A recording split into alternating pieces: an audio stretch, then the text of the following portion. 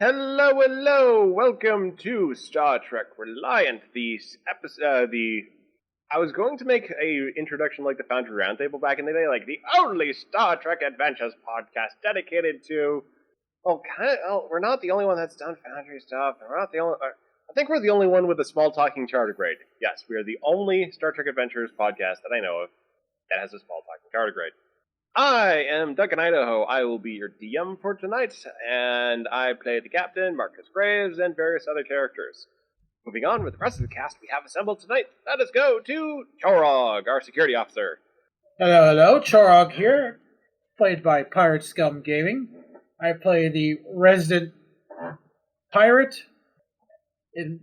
adventure enthusiast, asset relocation specialist, and tardigrade wrangler. And connoisseur of fine cigars. Indeed. Great for munching. Next we have our first officer and chief medical officer, Dr. Eli O'Connor. That's me. I am a kite right now. Then we have our con officer, Kara Junrane. Star Trek Reliant. We're not dead yet! And we've got Rick Tia, our chief engineer. Greetings and salutations. Please line up orderly and I'll get to your repairs as soon as I can. We're a bit looked up right at the moment.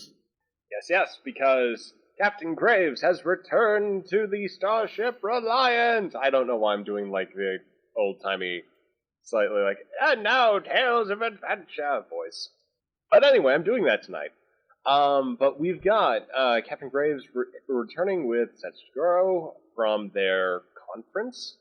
A trip back to the Reliant. The shuttle bay is coming in, swooping in, over a shot of the USS Reliant as it's charting some gaseous anomaly, and comes in for a nice slow landing. Gadunk. Actually, I believe we're actually still at Magellan, because that was kind of the thing Chorog and I needed to do. Okay. So we're charting gaseous anomaly just out... Okay, so actually... Suddenly there's a gaseous anomaly outside Starbase Magellan. This is worthy of investigation. I swear it wasn't me this time.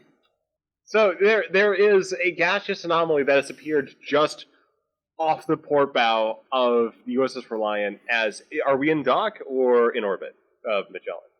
Either way, I was figuring in dock, but it's all good. Okay, we are in dock. So there's like this gaseous cloud right next to the ship. And now we have an A-plot for this episode. So, Starship Reliant just happens to be the closest ship in range and is just applying its scanners, just trying to figure out, well, how did this thing happen? What is this thing made of? And ladies and gentlemen, behold our creative process. Yes.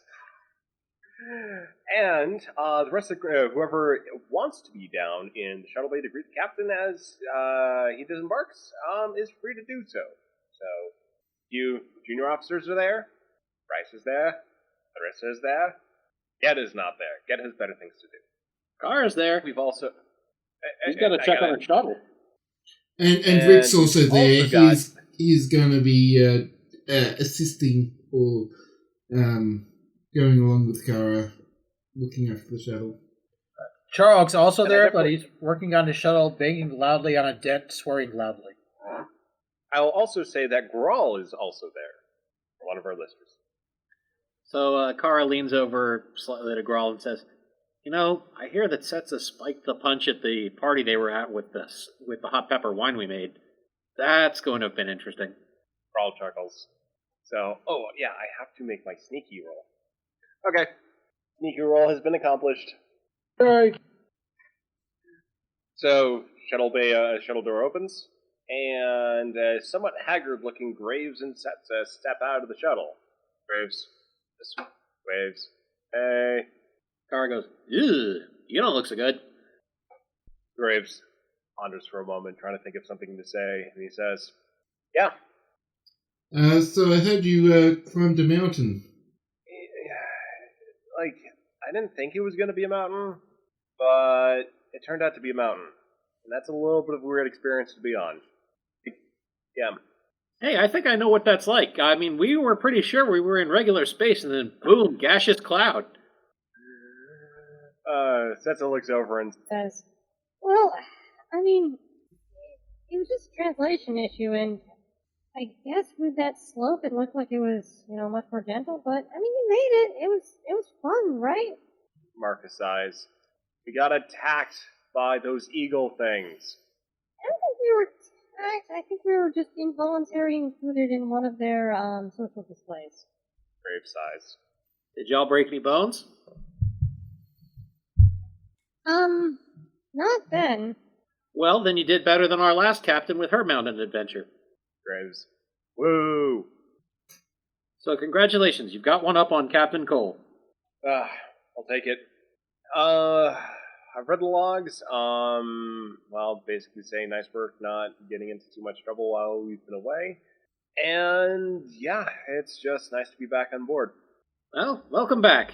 You'll probably want to head to sickbay the way you're looking. By the way, Kara kind of looks over and gives kind of a wry smile. Did you really spike the punch at the dinner party? Setsa has a shit-eating grin on. Well, that's one way to see a lot of diplomats suddenly shut up. Oh, some did. Others, we got to learn some impromptu anatomy, that's what I'll say. I would imagine punching spiking the punch would just make Sugihara speak even more.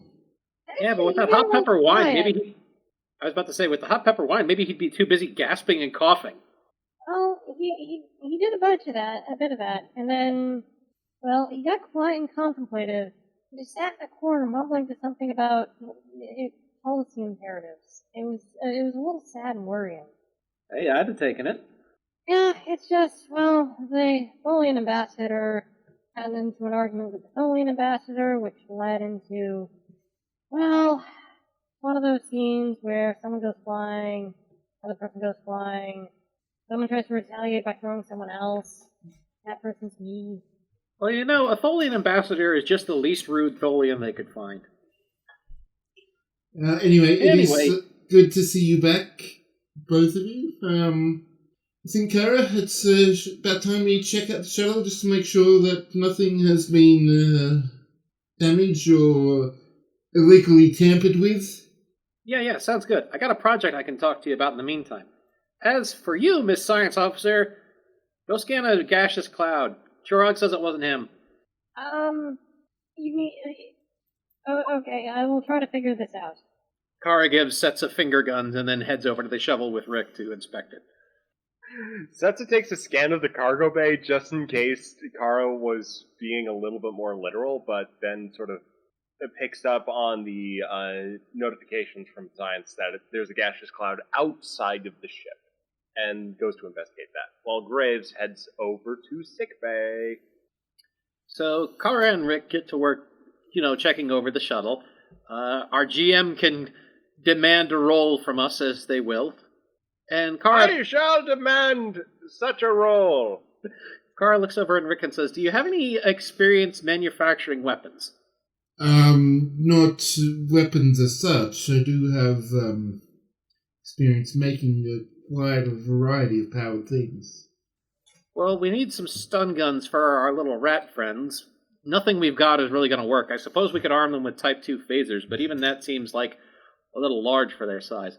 So I had something in mind, but, I'm not a designer, I'm not an engineer, so I would need some help fabricating these. The power cell would be the most interesting part of that design constraint, trying to do something that's powerful yet able to be stored in such a tight space. Well, we could go with something more capacitor-like. Maybe it doesn't have many shots, especially since, they're going to be overwhelming people partially with numbers. True. So Rick Tears bends down and opens up one of the compartments as he starts to examine the engine. We can... Do you have a design in mind, or do you like how it visually should look? Like the frame we're working with, or would you like to come with me to engineering and we can work out the nuts and bolts? Well, I can do that, but I was basically figuring something roughly rifle-sized, and I had in the mind basically a kind of a particle cannon weapon. You know, basically mostly electricity, little bit of impact, depending. But I figure we're arming them with stun batons, might as well give them stun guns. Now that's we'd have to do some testing with in terms of ergonomics and size comparisons and create a virtual Riuthean in the holodeck just to see how it works with their paws. That's not hard. We've got it, loaded up. Not to mention we can always grab the trio just for, grabbing them to use as guinea pigs. Yeah, it's I'd like to keep my mind busy, especially now that got a guest in the brig. He rather irks me. By this time, Chorog has finished tinkering with his shuttle and overheard the conversation about the Riutheans' shock weapon and walks up to Richter and says, Sir, I have a readout of the weapon I designed, the stun baton. Maybe we can use the listed components to come up with something for this pulse rifle. Basically, it's a stack electricity charge gun. Yeah, see, that's basically what I was thinking. Just kind of build off what we've already got. Yeah, it shouldn't be too hard to just alter the forms and project the electrical field. Right on. So, yeah, okay, that's pretty much it. Yeah, I'm not an engineer. I'm okay with the shuttles and everything, but definitely fabrication is not my forte. Yeah, that's my thing. I do have a history of designing weapons, so I can definitely lend a hand with designing a weapon on the scale that the Riutheans can use without it being overly large and bulky. Well, sounds like you guys don't really even need me around then. I would definitely appreciate the help with that. Hey, if nothing else, I can hold tools and pass them to people. So, for the task of investigating the shuttle, Kara has rolled one success. For her part in that. So, Rick, for what you're going to be doing, I want you to run an insight engineering roll. Okay. One success? So, you both have one success each. So, with that you notice that there's, in one of the intake manifolds, there is what appears to be a little bit of a, sort of like a blue gunking up. So, kind of this, like, maybe some, like, particle stuff that's sort of become an aggregated sludge. That's really not that much. So, kind of what you would expect coming through planetary systems. Sometimes you're going through some cometary debris, or asteroidal debris, or just miscellaneous dust accumulations in orbit. So, not too bad to try to remove that. Before that, Kara moves over to the computer and checks the route they took to see if they ended up going through that gas cloud on the way in. No, but they weren't too far off from it. Kara shrugs and looks back at the other two engineers. Doesn't look like they went through the gas cloud, so I don't know if we need to keep any of that for sampling, but it looks probably just like crud we should get rid of. Yeah, we're basically cleaning up the shuttle's belly button. Well, there's a thought I didn't need. So, control engineering roll. And for this, I will spend 2 threats.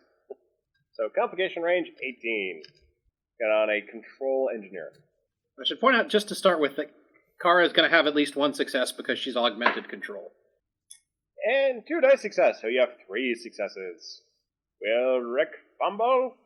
Or will he come through and result in mega successes? I got 2 successes. Kara's got a roll. Oh, no! Oh, okay. And I rolled, There so we I got go. 2 successes, so between the two of us, 4. Your names are both in yellow. It was confusing. Sorry. So 2 successes each. So for that, I'm going to try to bring in something here. I will add a momentum with our fancy new momentum generator momentum key tracker that the Magelbot developers have implemented. Give a thumbs up for that. Our And dice rolling actually, bot with has that, been upgraded. I will give 2 momentum for that. So you have cleaned the sludge. Now the question is, do you dispose of it, or do you just put it in a stasis container, just in case Setsa asks for this later? It didn't go through the cloud. I vote we get rid of it. It is rather close. There might be traces, but also with external areas, it might provide a clue as to how the gaseous anomaly came to be. Okay, we'll split the difference. We'll shove this in a stasis container for a few hours, and if nobody asks for it, then we'll get rid of it. All right, that sounds appropriate compromise. So Kara works on getting it into a stasis container, and then just double taps her combat real quick. Jinrani to Jigoro. That's here. So we got some blue sludge off of your. Well, you know what? You don't need to know what the Bussard collectors do and everything. I don't need to know that either. But we have some sludge from debris collected as you were going through flight. There's a small chance, that some of it might be related to that gas cloud. So we shoved it in a stasis container for now. If you don't end up using it after a while, though, we're going to get rid of it. Okay. Oh, I might still want to take a look at it just in case. I mean, who knows what we picked up somewhere if it's not from the gas cloud. So, cool. Thanks for letting me know. Right on, I'll drop it by science as I go. I'm heading up to the bridge real quick just to take advantage of the lateral sensor array. I'll be back in science shortly. Yeah, no worries. It'll be there for you. Jinrani out. Cool. So we cut up to the bridge, where Dr. Eli O'Connor is in command. Enjoying the chair will last.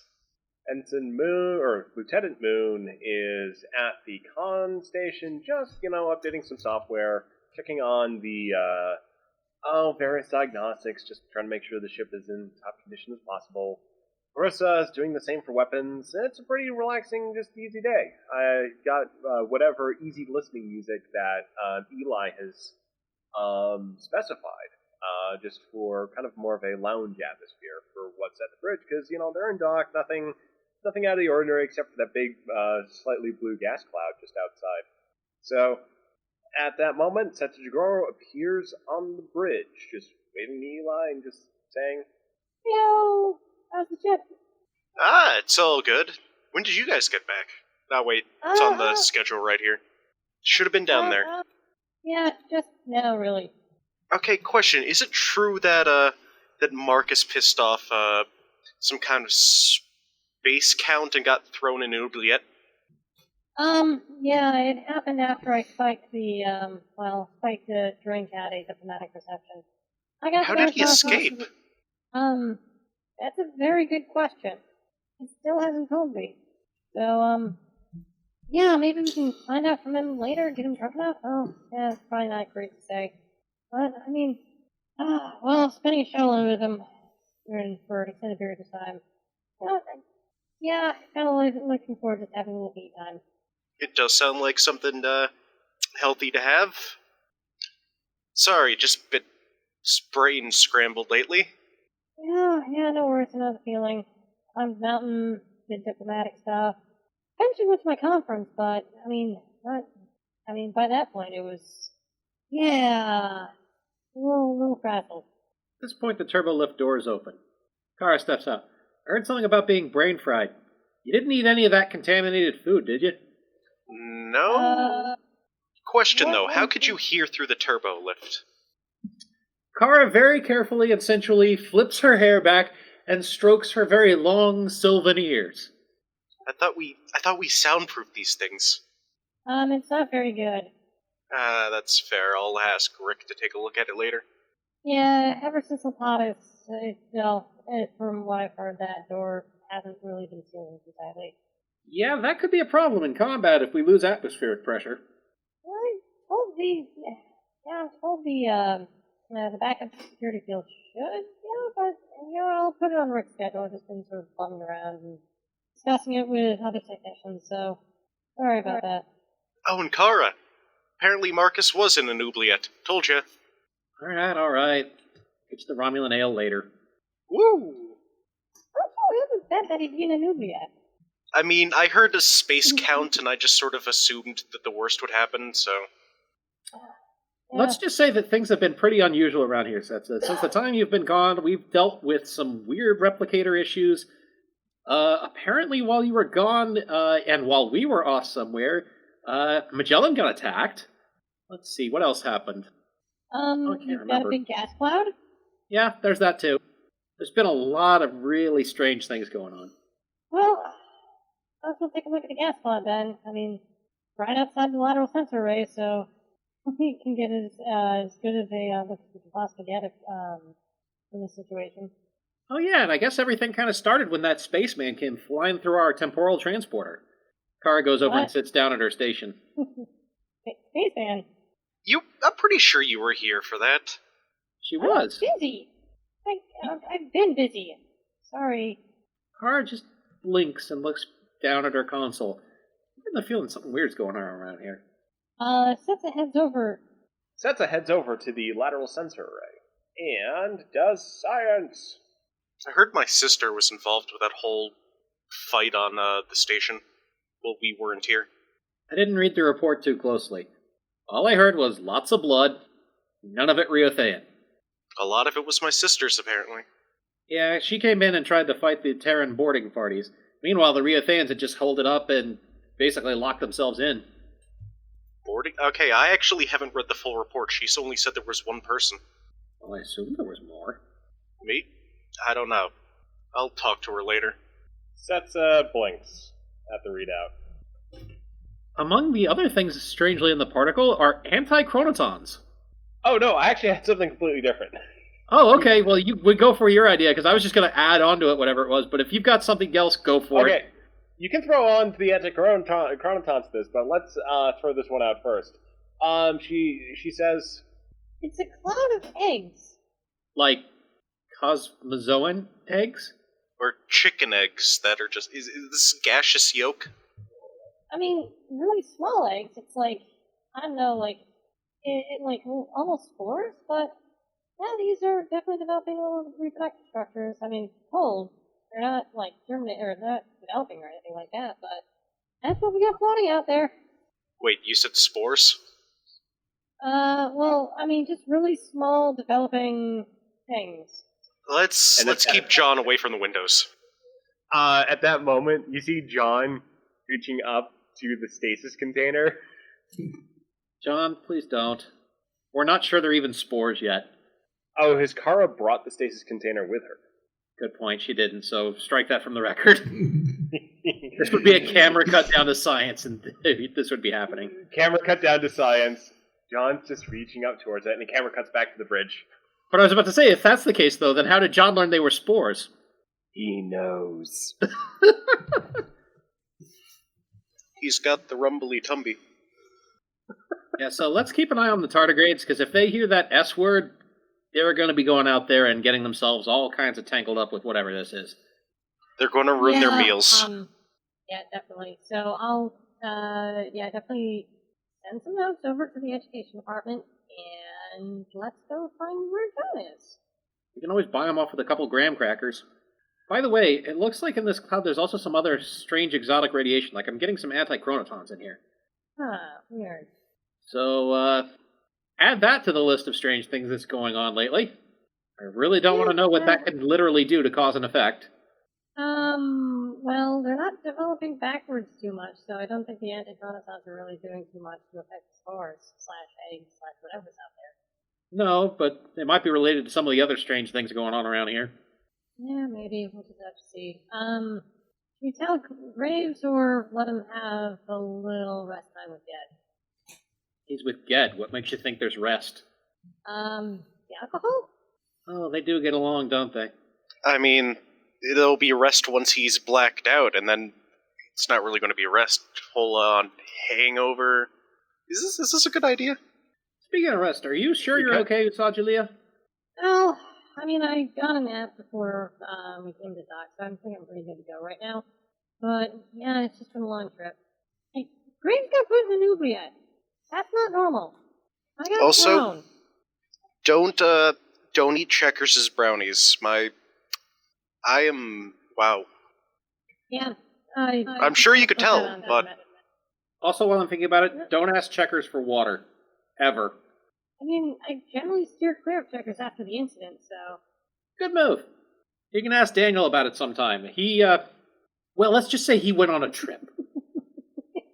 I'm on a trip right now, too.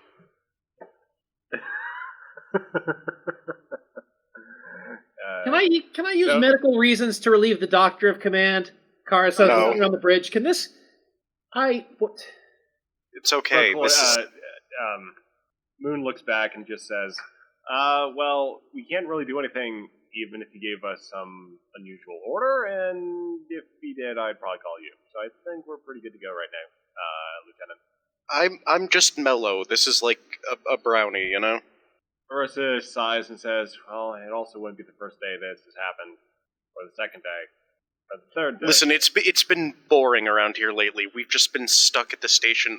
I've been wanting stuff to do so badly, especially since I'm in command, but, well, not anymore. Graves is back. Just the other day, you went ahead and tracked down an issue that was making Riutheans sick. It turned out to be faulty programming in a replicator. Well, yes, but since then, I've been bored, is what I'm saying. I want more stuff to do. Larissa sighs and says, you can always try those indie fire sticks I, offered. Maybe, but I meant, action to do, like Starfleet. Next time, we just are go in down dock. to the holodeck. You know what, let's go through training sim right now. Kobayashi Maru, set it up. Setsu is just inching towards the turbo lift. I'm kidding, don't leave me. Moon is already busy loading it up while Kara hustles Setsa into the turbo lift. The doors close as the Kobayashi Maru simulation is starting.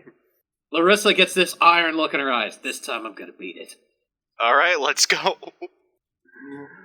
And we cut back over to sickbay. We'll cut back into the Kobayashi Maru in a minute, but we go down to sickbay where Graves is laying back on a biobed while Jed is shaking his head and closing the bottle of drinks container, or the special drinks cabinet built into the opposite biobed. There we have Daniel, who has also just joined the seamlessly. Duncan adds Daniel to the mix here, who's just coming in for a physical, and Ged is otherwise there. Let's see. He got a beep.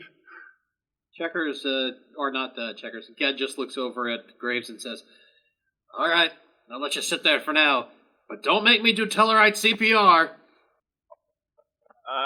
I'm good. I survived, I think. Did I survive? Well, according to all measurements, yes. Good.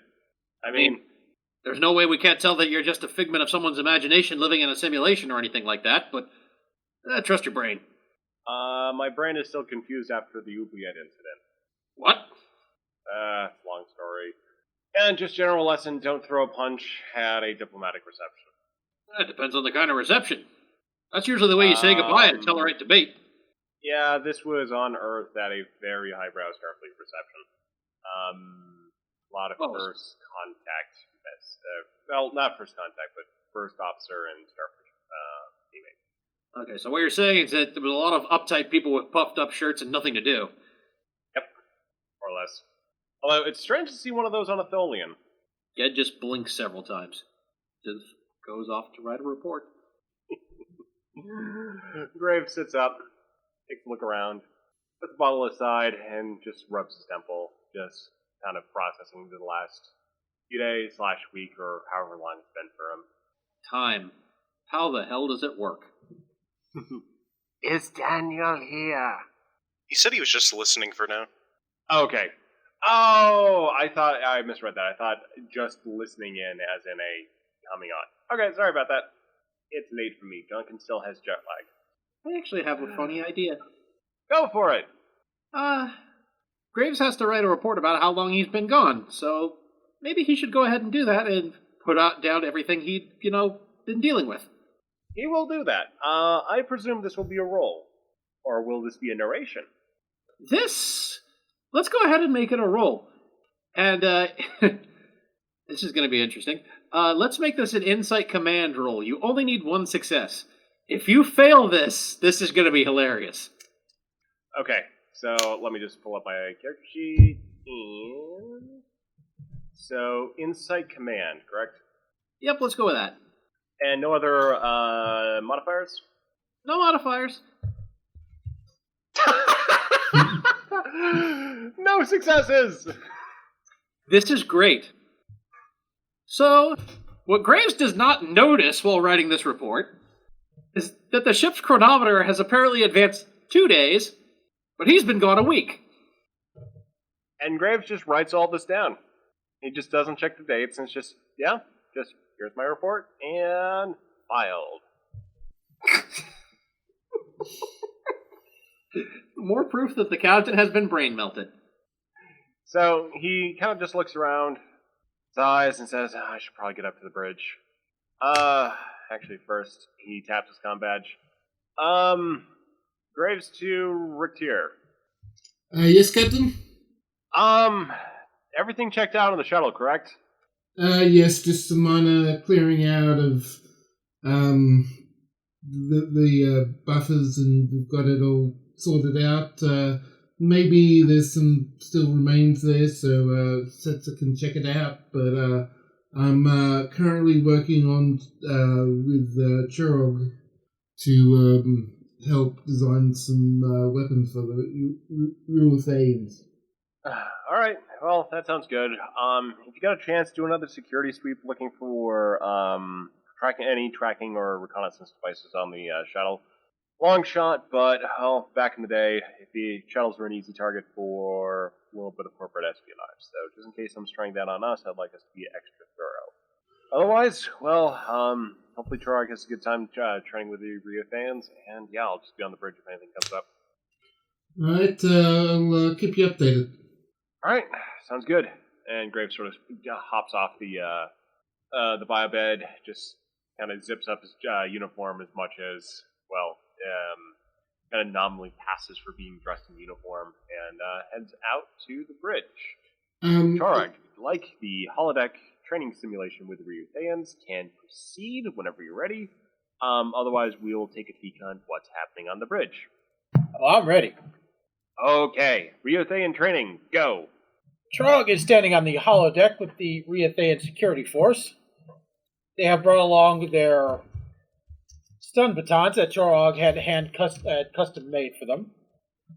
Alright, today we're going to have more practice with the stun batons, but also I am working with the chief engineer to make you some projectile weapons.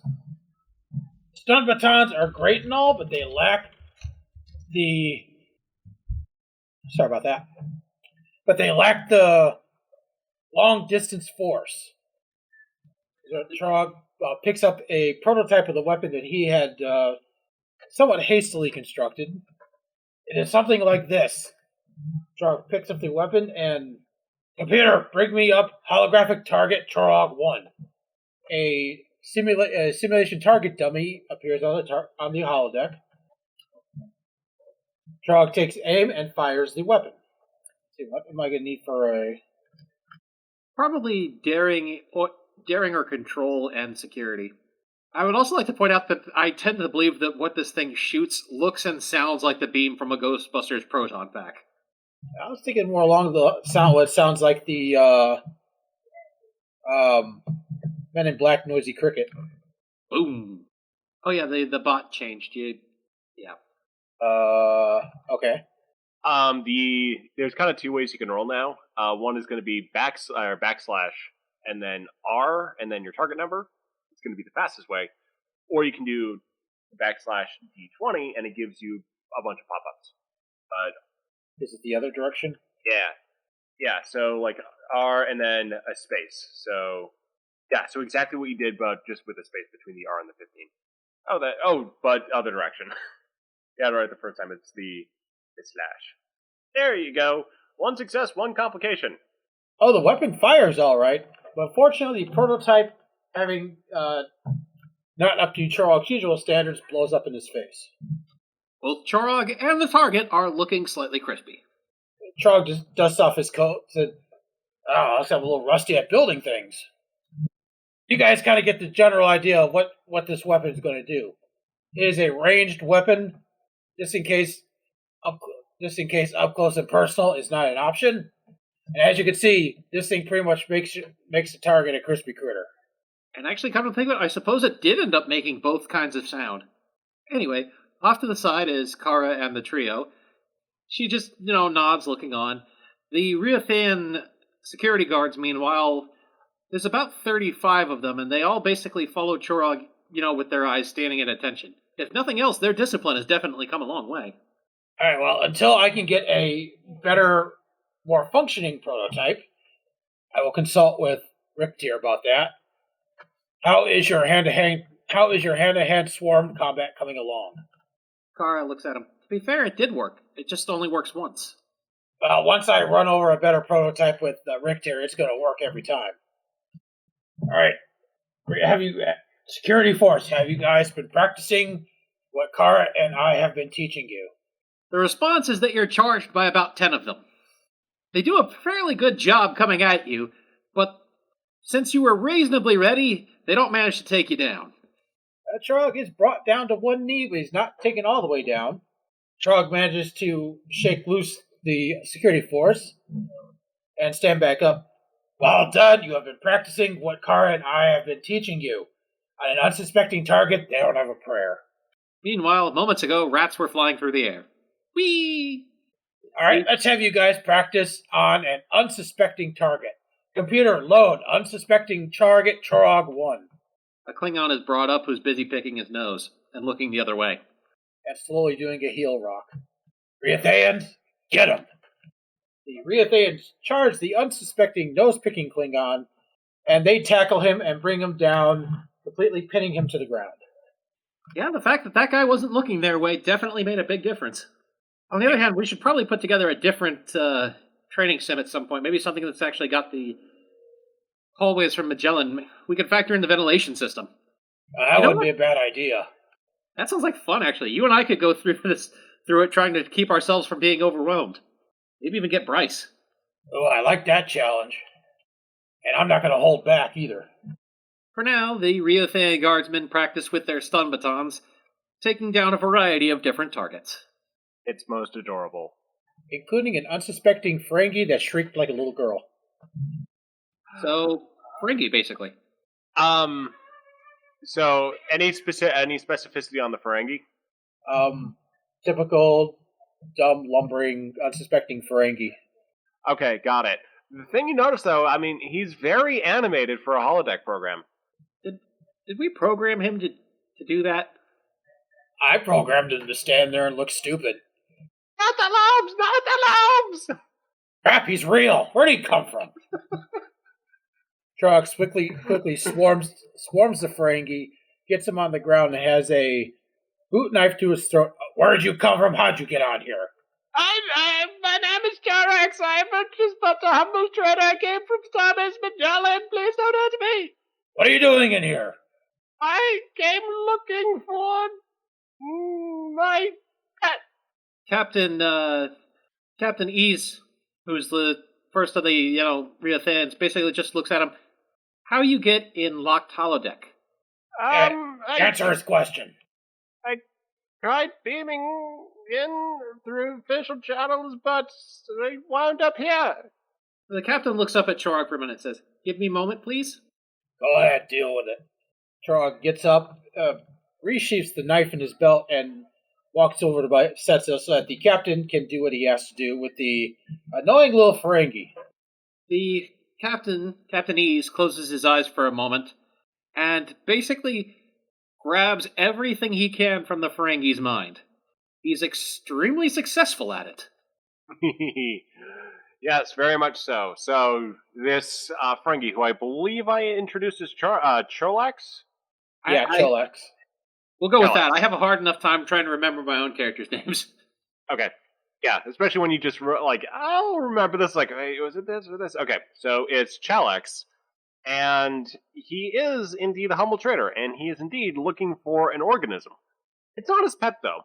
It is an escaped product that he bought from a mysterious trader from beyond the known space of the Alliance territory.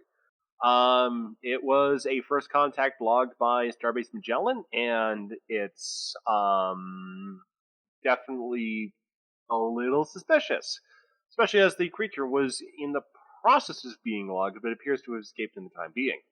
How it did so, though, is mighty confusing. Captain Ease shakes his head a few times. Invading the mind of a Ferengi is never something to have been done lightly. He backs up a little bit and stretches and looks up at Chorog. First, he idiot. Probably not dangerous himself. But idiot bring along dangerous creatures that have gotten loose somewhere. Ferengi are plenty dangerous. What's that rule of acquisition? The bigger the smile, the sharper the knife. He not smiling. He crying. I still don't trust him. We need to keep an eye on him. We need to find out more about whatever this pet of his is. Not pet. Something he bought from shady merchant. Got loose while traveling. It's even worse. Tara just kind of, off to the side, just kind of nods, taking all this in. She looks over at the Ferengi some distance from her. This, creature, you wouldn't have been a bunch of eggs now, would it? It may have been carrying. It's impossible to say with a creature of its extraordinary, scientific interest, yes. Straight yes or no answers, please, knobhead. Maybe? Tara looks over at Chorog. The captain's right. He is an idiot. He is an idiot. He's an idiot who's about to lose a lobe if he doesn't answer this question. That's just it. Lobes! I don't think he knows, which means when he bought it, he doesn't even know exactly what he bought. If you use a scanner, can you tell us what to look for? This thing's dangerous. It's roaming around Starbase Magellan. We got a problem. It was a four-legged creature of some description. It's about yay high, he indicates somewhere around his knees, and was rather long in the tail area, but sometimes it could have two tails, which was most unusual. Okay, let's add this to the list of weird shit. Chorog, see, I thought this, you weren't on the bridge, but we discovered that gaseous cloud is, made up of eggs. Uh-oh. And, the more I hear from this guy, the more those don't seem related, but... Can we scan that anomaly and then then scan Magellan, see if there's anything that resembles it over there? You also have the samples on board the ship. That's a good idea. Let's, I'm gonna go talk to Setsa. Can, you all escort our friend to the brig? Keep him away from the other guy. The other guy might try to eat him. Actually, while we're thinking about that, go ahead and put the Ferengi in the brig on Magellan. Your first real task, Riutheans, is going to be guarding the prisoner. All right, Riuthean security force. Secure the prisoner. Get him ready to move out. 35 pairs of beady eyes look over at the Ferengi. There is a sudden commotion. There's a scream. And then there is a Ferengi being carried out, trussed up in meters and meters of security line, tying him up, held aloft by a small crowd of Riutheans marching along. Not surfing! The revolution has begun. Riutheans are on the move. So with that, we cut back up to the bridge, where, it's not going good for you, Eli. The First Federation has taken out your impulse drive, you've got warp drive and thrusters left, and that's not a fun combination when one of your nacelles is just hanging off by a thread. The First Federation captain laughs at you and says, "Aha, you fell into a trap, and soon we will be drinking Tranya off of the remains of your starship in the great halls of the First Federation." And Larissa cuts him off. Well, I'm surprised they added the First Federation to this, but, I suppose doing Romulans or Klingons be a bit insensitive, yeah. The First Federation ship is the classic, basically tangled mass of Christmas tree lights, just spurting off small little clusters and rejoining after those clusters have done small little attack runs. It's a very annoying program because the firing control solutions are really difficult even for the ship's computer to get a hold of. Your options at this point are to try to run away or blow up the ship. Okay, somebody tell me the structural integrity of our damaged nacelle. Bad, says Moon. I need an actual number.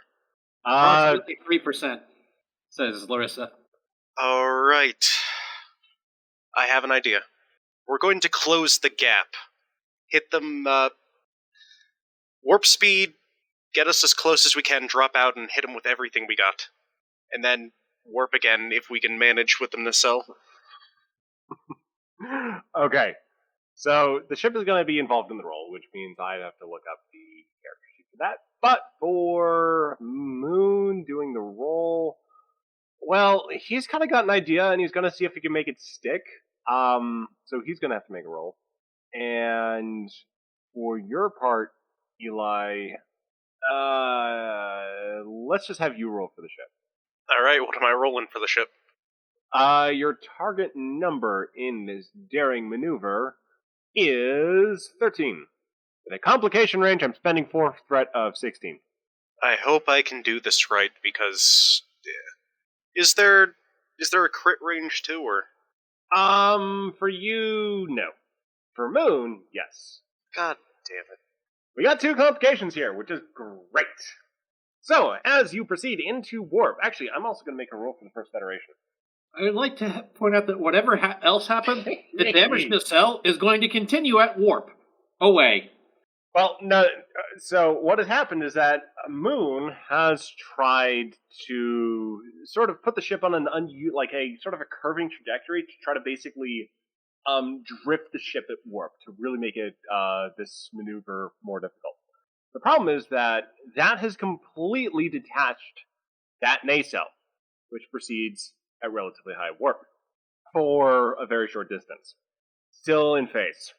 So the First Federation ship basically tries to defend itself by basically just huddling up, we'll put the shields at maximum and take care of this.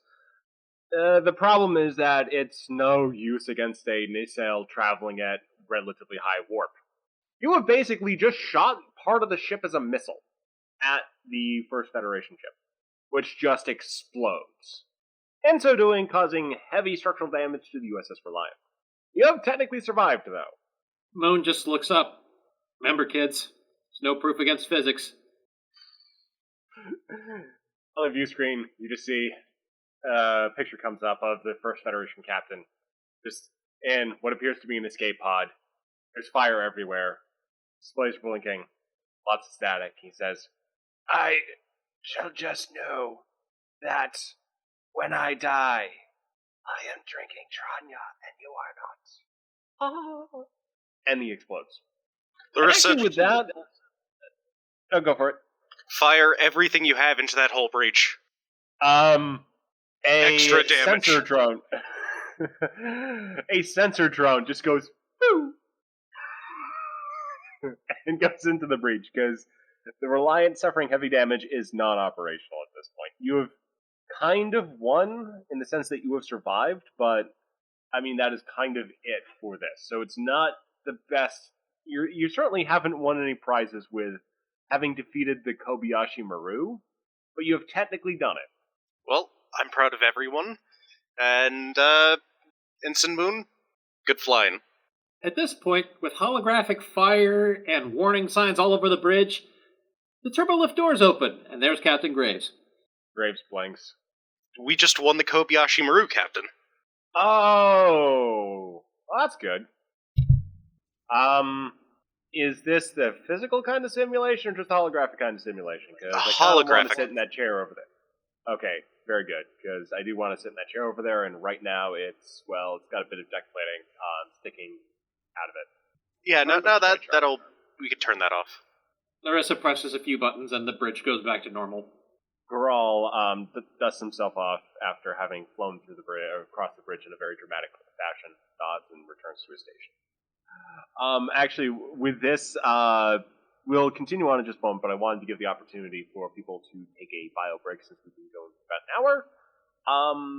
So, yeah, stretch, grab drinks, and we'll be back in 5 minutes or so. Daniel is at work, studying, and doing some relatively minor analyses that he's been instructed in. And I'm just gonna... Sorry, I have to break for that. I presume we are recording. Yes, we are. Okay. I was just trying not to ask on air, but... Yeah, and I figured, like, at this point, I do a project. Anyway, edit, or not. For professionals, we swear. Aha, reference.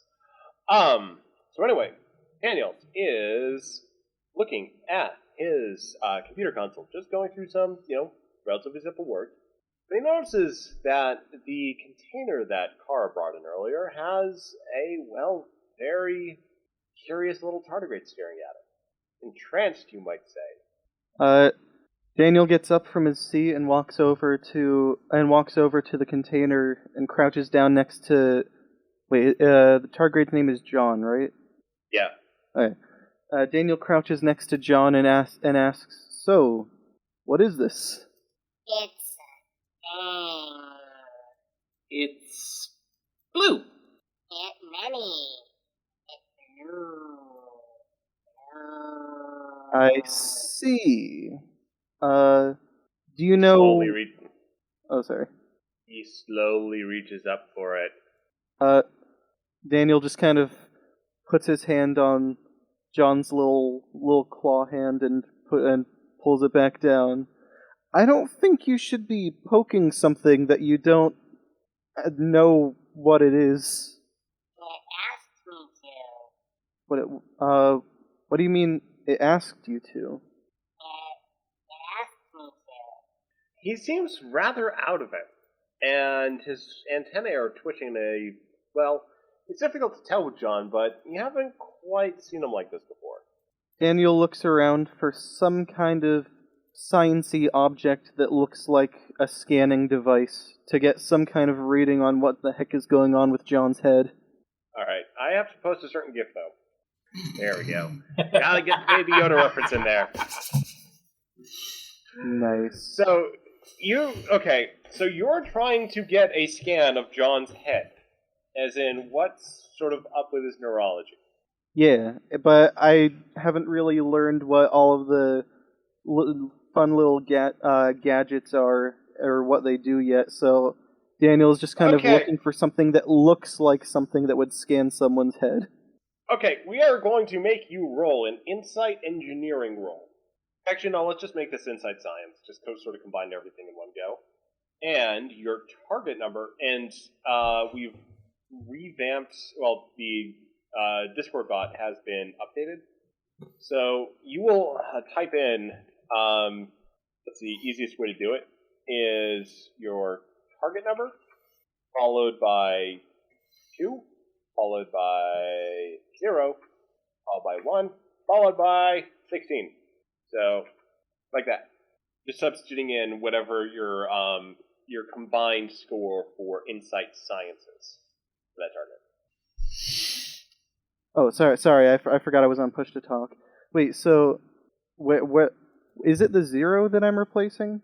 No, the target, where it says target. Oh, okay, so, my target and then all those numbers you just put there?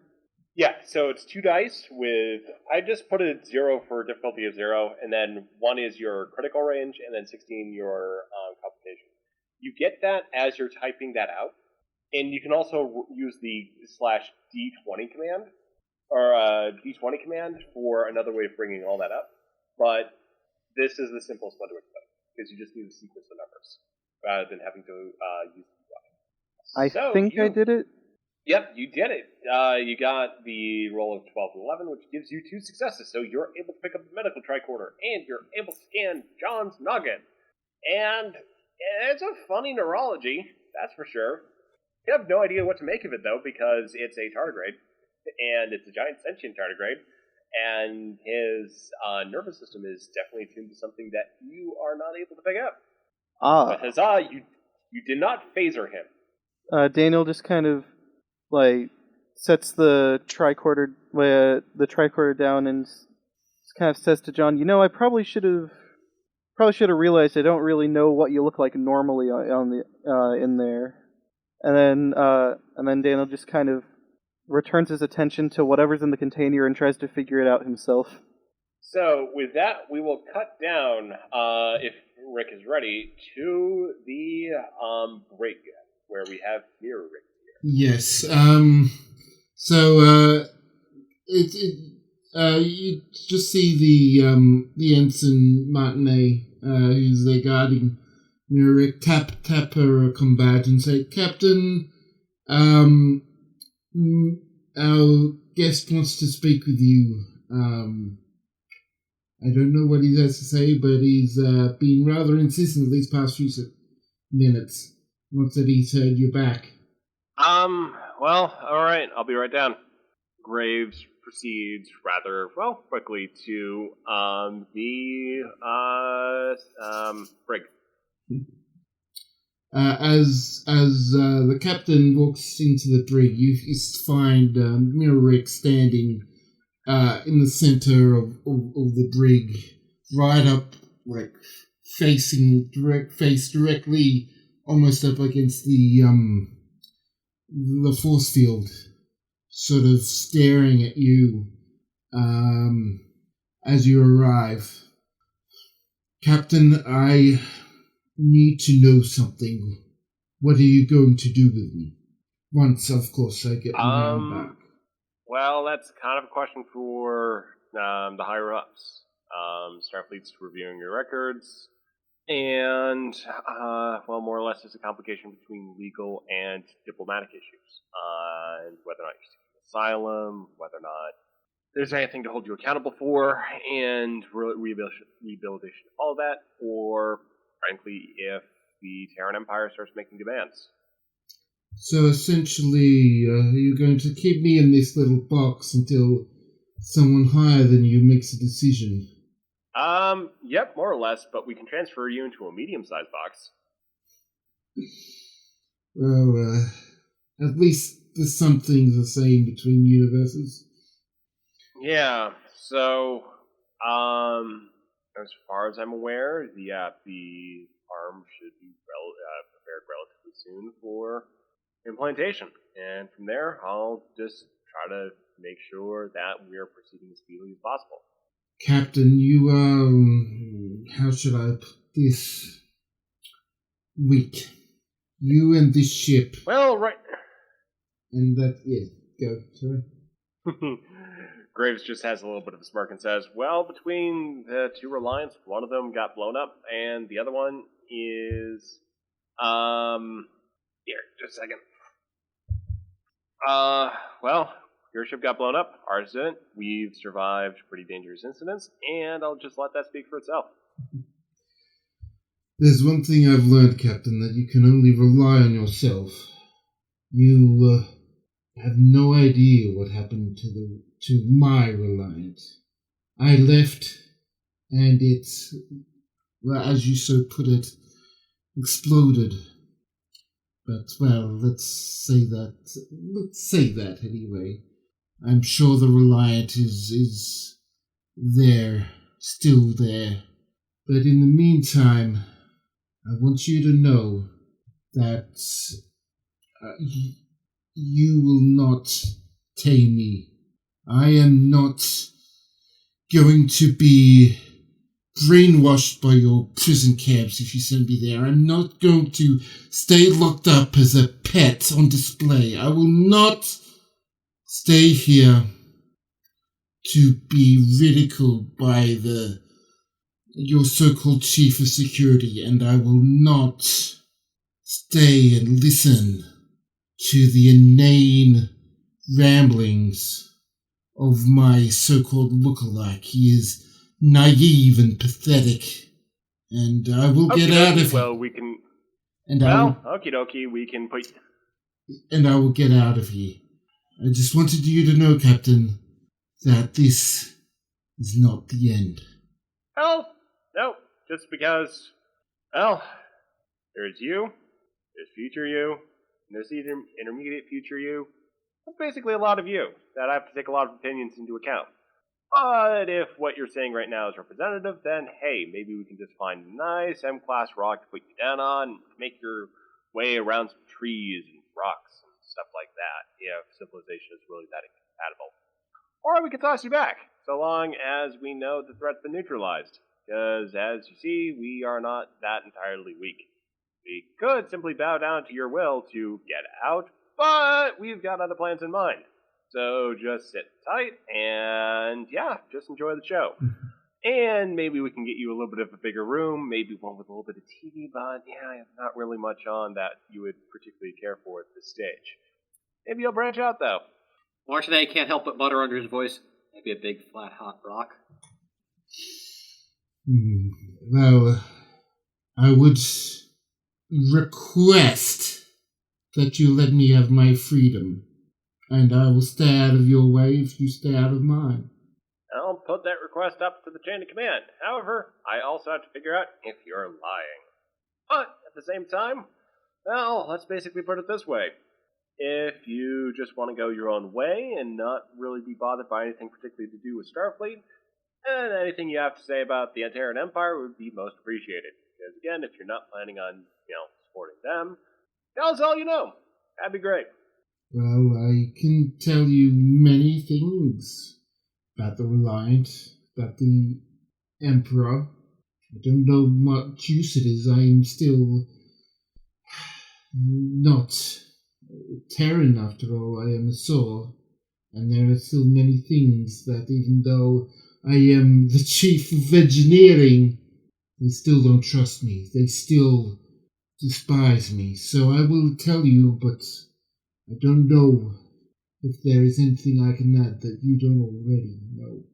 Well, fun thing about discoveries is that sometimes what you think is innocuous could be the most important thing in the universe. I also am not one to put too much of a price on information when, well, we simply don't know what the value is. You may not be valuing it highly, but we might. So I'm just going to let that speak for itself. I'll have Bryce come down, and you can have a little bit of a chat, and I'll pass that directly on to Starfleet Command. Under the circumstances, they may be quite disposed to, well, parting amicably under that situation. Very well.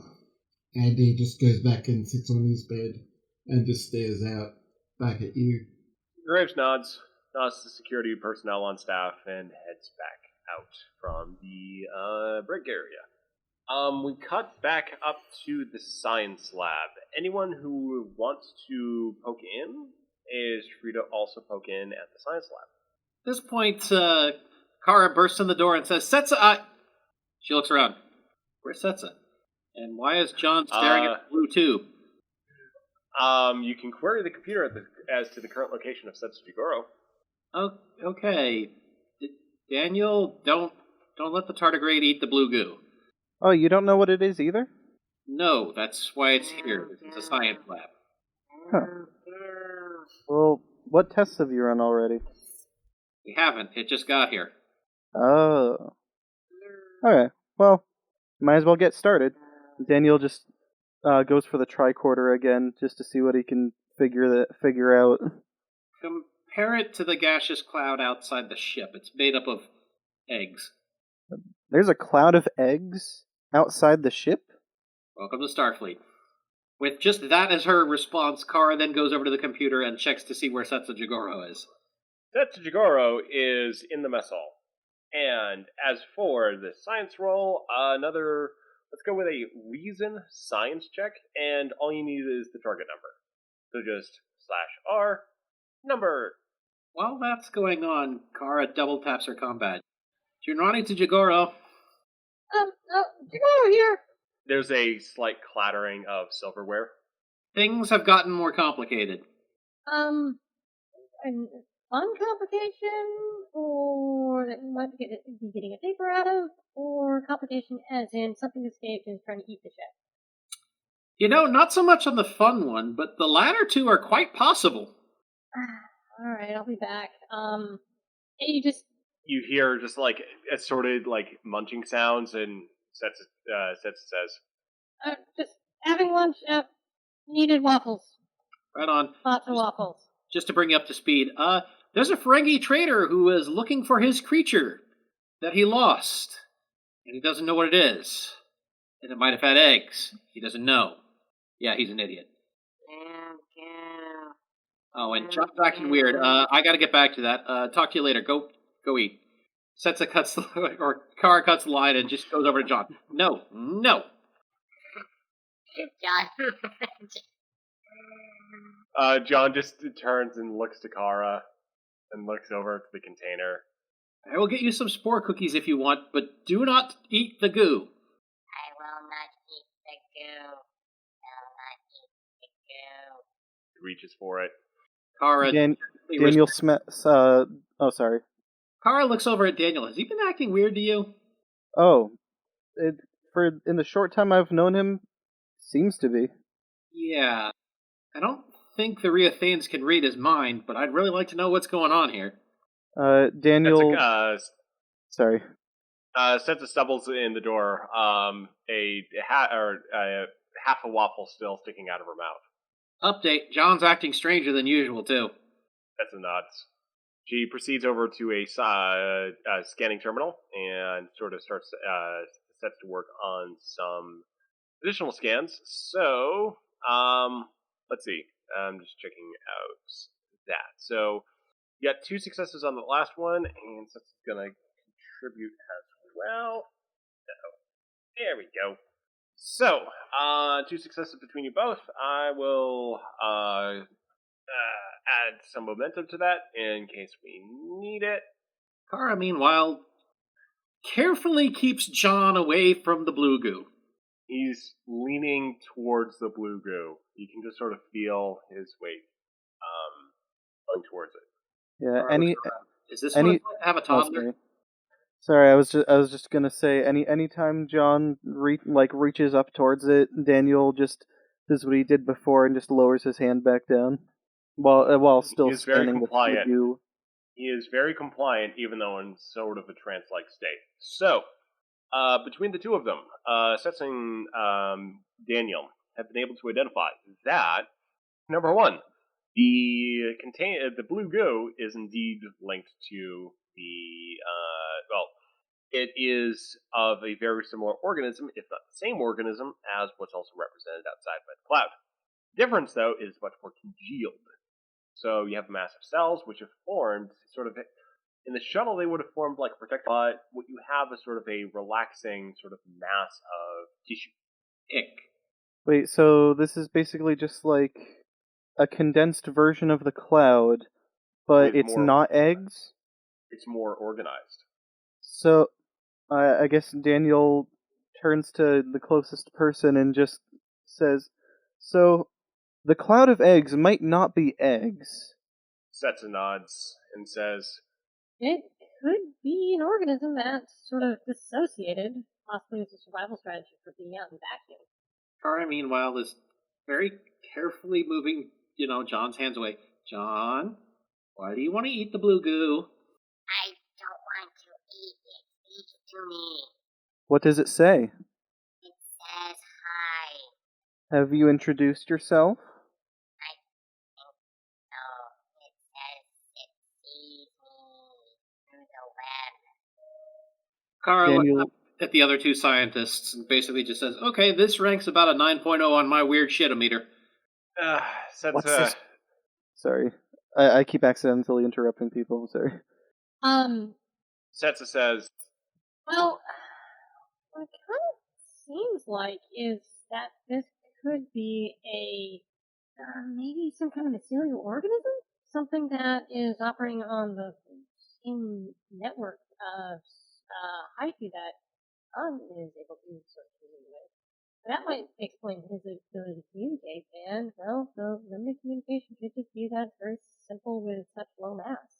Alright, so, good news and bad news. Good news is that John, I don't think, wants to eat it, we think. Oh, no, I was giving you the choice of which to have first, because I've got both for you right now. Oh, okay, let's go bad news. The bad news is this is looking less and less like it's related to that thing the Ferengi lost.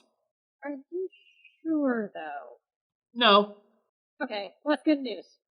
The good news is you might get 2 papers out of this. Ooh! Psst.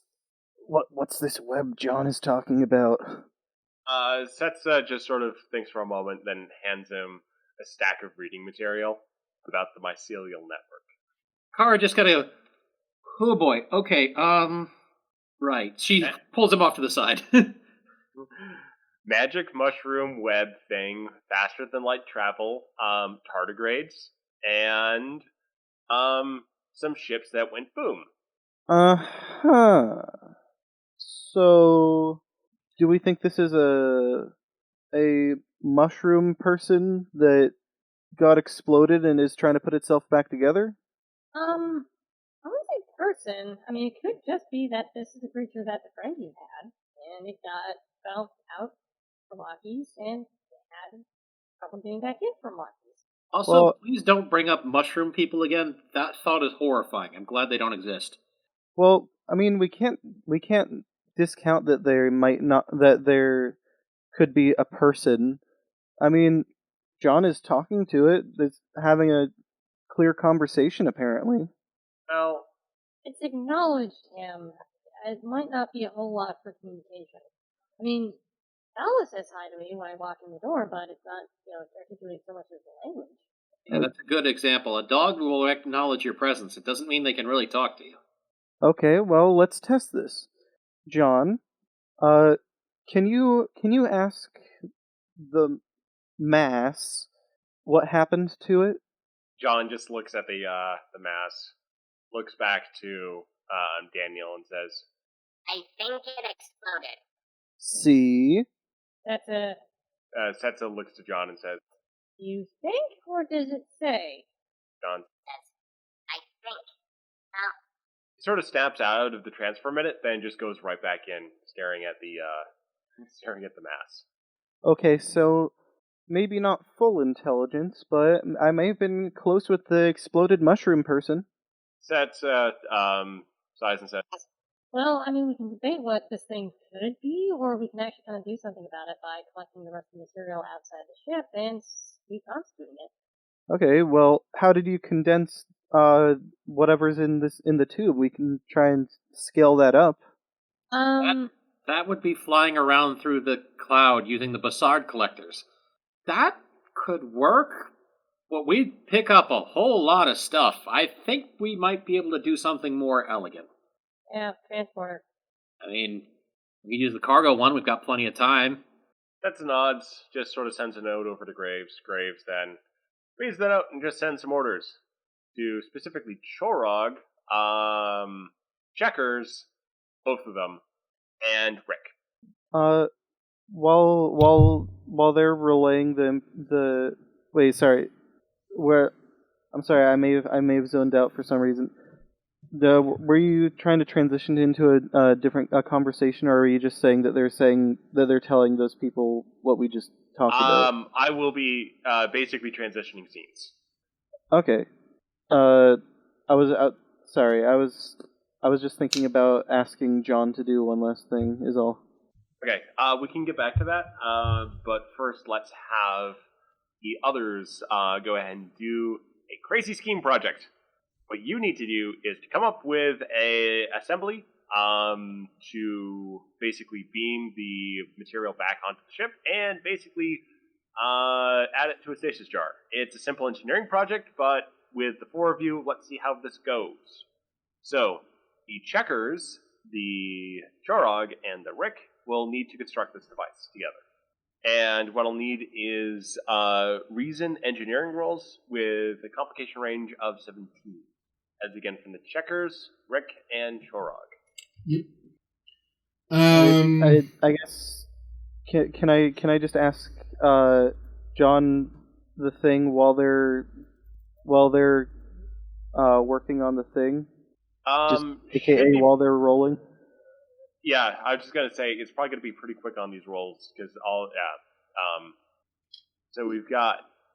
Does transporter's focus apply while I'm doing that? Yes, transporter focus would apply.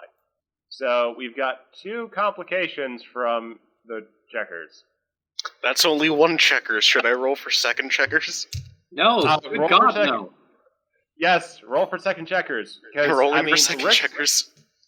Rick's got 4 successes here, and you do have 4 momentum you could technically use to re-roll some dice, as in both of those dice. If you wanted to, keeping them on game mechanics, or you can keep those 2 complications. Yeah, or using the determination. I'm keeping the complications. I mean, it's very Okay. cheap. Let's just admit it.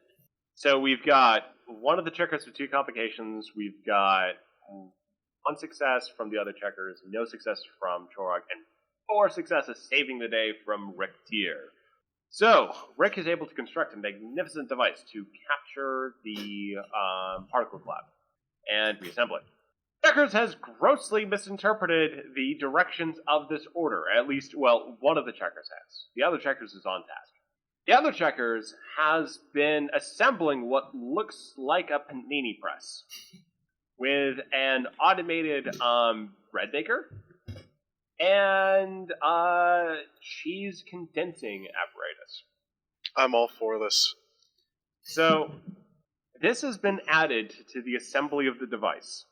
Would anyone like to inspect the device altogether and see if this is a sensible arrangement?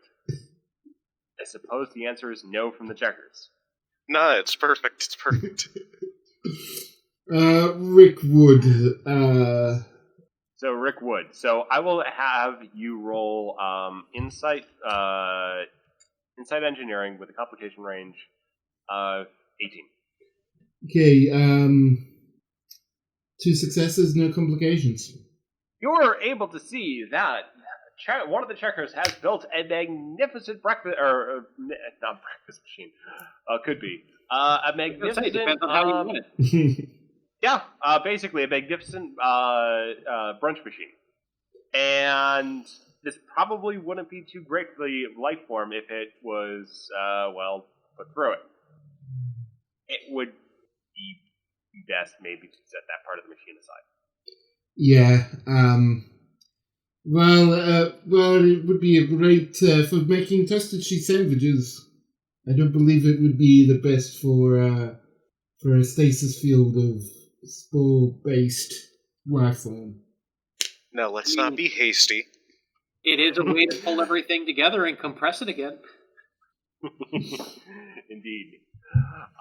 As the device is removed, though, I will give Checkers a magnificent bone here and say that he has now acquired a fantastic device that can be replicated and sold at scale and would have a very rich market in the physical food industry because it has the convenience of a replicator, but at the same time works with physical ingredients. This could make Checkers very rich. Okay, hell yeah. I thought Checkers was already rich. More rich. He has obtained a panini panini press and bread maker of genius. That's the name I'm giving this item, which he has obtained and can market at will. With the cheese condenser too, it also works on the cheese as well. So you get the sort of the crust of the panini as well as the cheese of the panini. You could also do a sauce maker as well, but that hasn't been integrated in this version of the device. But next one's also going to have a pasta maker. Yes. So, with that, you've got a device able to capture the little cosmozoan life forms and reassemble them. So, activate the device. Oh, the setup. Linked up to the ship transporters, and you begin collecting this material. It's sort of this granular material, very cold, but as it warms up, it just sort of starts fusing together. And John just, his antennas swish and just starts giggling. No, what's so funny, little... You know, I was trying to think of a fun name for you, but I couldn't quick enough. What's funny, dude? John just says, They are getting to know each other now. Are you saying that this is more than one thing? Go ahead and make a science reason roll. I'd just like to point out to the people in this science lab, I do not like the way our Tardi-Grade is acting creepy right now.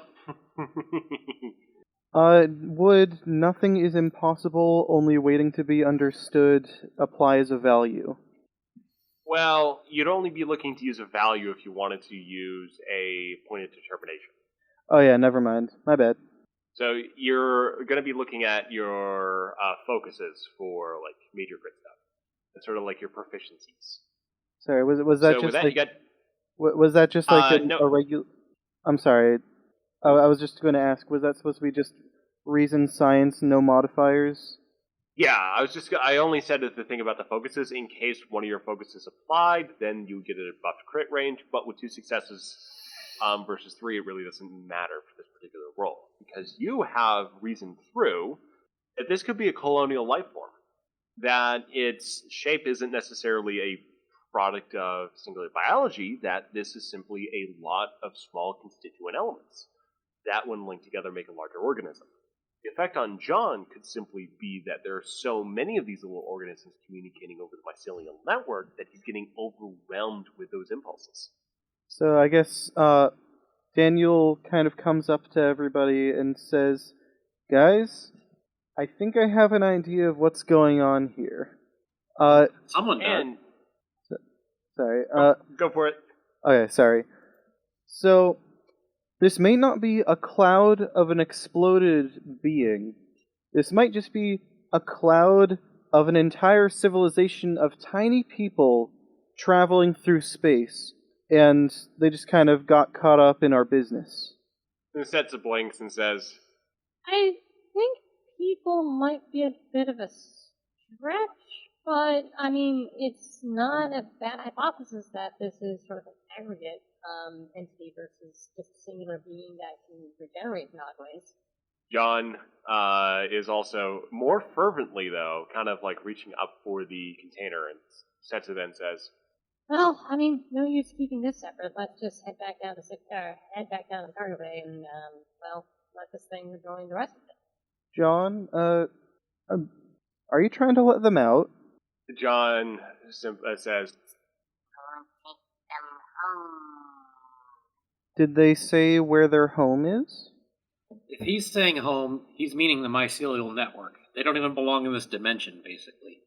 Ah. So... Setsa takes the container and just sort of indicates that they head down to cargo bay. Come on, John, let's go send them home, I guess. Karo follows As they walk along, the rest of the little baby tardigrades also follow along in a single procession like a group of little baby duckies. There's more of you? Yeah, we have a whole group of baby tardigrades. You didn't realize? I thought it was just John. I'm going to see if I can pull up the picture real quick. But in the meantime, the group is arriving in the cargo bay, where the device, minus the panini press, have been set up for use. The kind of the major thing that you recognize is that there's sort of a form developing within the mass. It's a curled form, and yeah, it looks fairly interesting and also quite blue. The thing to also note is that this also could very well be the creature that the Ferengi described as well. You see what might be 1 or 2 tails. Okay, it might be one paper, but if you're going to write it, Setsa, John wants to take it home, so better scan quick. Setsa nods, takes abundant scans of what's happening, but the ship has also been keeping pretty good track thanks to the device, because oddly enough, the one thing that has proven quite useful is, to the operations here from Checkers' editions, it has been a very magnificent sensor suite that was incorporated into the panini press to make sure it perfectly toasted. So, anyway though, Setsa basically connects the stasis unit into the main container. The little blue sludge they've got joins with the rest of the entity, and basically what looks like a blue kind of dog-like head looks up at the group. Kara just turns to Setsa. A lot could happen in 2 days, can it? 2? Kara blinks. Setsa blinks. The entity in the container makes a kind of a weird woofing noise. The tardigrades all sort of giggle in unison. It's kind of creepy. Do you guys want to pet the goo dog before it goes home? I'm getting a real spores kind of feeling from these guys. They all very excitedly nod and yell out at once. Space puppy! And sort of the spell is broken and they just all rush the space puppy. I really hope it's not still squishy. You know, somehow I think I may have made a mistake. Don't feel bad. The Guys, I think it's hard to make a non-mistake. Ask the Torog baby about the Koopa incident. the baby tardigrades are all petting the space puppy. It is slightly gooey, but it reconstitutes itself in relatively short order. I found the picture I was looking for. This is for the group of baby tardigrades. I made a picture from the Tardi-Grade Adoption Agency, SDO did. So, basically, what you have there is a very unusual animal-like form. It's just a very colonial organism that apparently it was from the mycelial network. Again, as it was made up of many constituent elements, it sort of overrode John, but once it sort of got into a singular form, that sort of effect was broken, and what they're left with is a space puppy. Okay, well, it's not trying to eat us. So, that's a good sign. And yeah, they have a space puppy, and the little tardigrades are going to show it off to the mycelial network. And with that, that's basically the end of the main A plot. So unless anyone has B plot and small scenes they want to do, we are done for the night. At this point, they cut back to the Magellan brig, where Captain Ease walks in with Cholax, looks up at him. Captain Ease pulls out a large paper notebook. He starts reading off the list of laws and regulations broken by Cholax. It covers the Ferengi is looking. The Ferengi is looking quite crestfallen. So, we've got a Riuthean weapons craft, Jorog. Jorog, eh? Did we lose Jorog? Yep, I'm here. Okay. Okay, so we're back in engineering by the matter fabricator. A holographic version of Chorog's prototype is being displayed. So this is what you've done with the prototype? This is basically my design for the prototype so far. Granted, this is normal sized. We are going to need to microize the components down to Riuthean size. Yes, so we've got a scaling factor of around 60%. Trog looks at the bub and spins it around a little bit. Riutheans are roughly, 3 feet tall? So I'd say shrink this down to about 60%. Alright, we can start, let's start working on the design. Let's roll. This is control. Yeah, I'd say control. I'm going to use a momentum, because why not? Okay, what are we rolling? Control engineering. Okay. Am I able to use my focus of improvised construction on this? Yeah, I'd say that applies. Why is it 3 dice? Because I'm using a momentum. Oh, right. Sorry, it's getting a little late. Alright, so you've got 3 successes and 0 successes, but that together means that you've constructed... He didn't put in a difficulty, but I'm guessing with a 4 and a 6, that's going to be 2 more successes. Oh, yeah, definitely. Actually, that's going to be 3 successes. Probably. Yeah, I still need to get used to this new rolling system. Yeah, definitely play around with it. There's, again, a couple of ways you can do it. The /D20 or the /R, whatever you find most comfortable. So, with that, you have definitely made this the Riuthean weapon systems. Trog looks at the newly scaled-down version of the weapon. It looks no bigger than a pistol to him. But for a Riuthean, it's a long rifle. Alright, let's go. Yeah, I like the way this looks. Let's fabricate a sample and we'll try it out. Yeah, go ahead to the holodeck, create some target practice. It looks, I have to say, I think we've done pretty well here, Jorg. Yeah, I'm happy with this. Like I said, let's get a prototype going. That way, next scheduled training session, they'll have an actual weapon to try with. Alright, I'll start the fabrication process. The capacitors in there, it's all standard materials, so now that we've got the pattern, we should be able to start mass pumping these out. I'm looking forward to this. Given the level of success between the 2 engineers, actually, The weapon that they fabricated may find use either in the civilian industry as a pistol, or perhaps they could write a paper on the micronization of the power source. Either way, it's pretty amazing. And the fabricator starts powering up and starts going through the process of laying down and producing each of the components to get together. Cool. Let's see, it is a little bit late to then give that any kind of a field test, but we can handle that in the next episode. Yeah. Anyone else have any quick scenes before we head off for the night? Less a scene, more just Daniel wanted to ask someone a question. After Daniel just wanted to ask someone a question after John and the other tardigrades went to take the dog home. All right. I just want to ask, so has anyone ever actually explored the mycelia realm, or whatever you call it? That's a long answer. The short answer is classified in red ink. You know what? Fair enough. I'll figure it out myself someday. In big bold letters. Underlined. And with that, let's call it a night, because I am just about to fall over. So, Makes two of us. Mwah. Good night, everybody. Good night. Good night. Thank you for joining us. And don't forget Star Trek's Reliance email, reliant@starbaseuDC.com.